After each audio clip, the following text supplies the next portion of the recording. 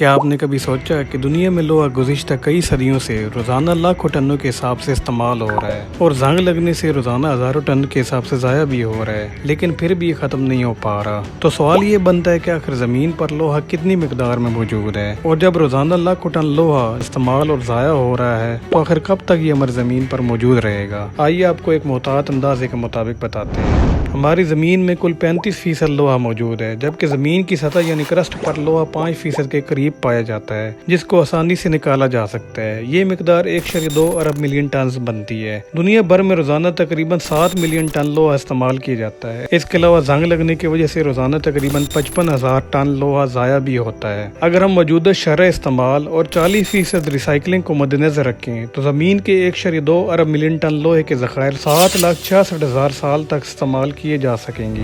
چونکہ دن بدن آبادی میں اضافے اور انڈسٹریلائزیشن کی وجہ سے لوہے کی ڈیمانڈ سالانہ 3.5% تک بڑھتی جا رہی ہے، اس سالانہ حساب کو مد نظر رکھیں تو یہ ذخائر آئندہ آنے والے صرف 400 سے 500 سالوں میں ختم ہو جائیں گے۔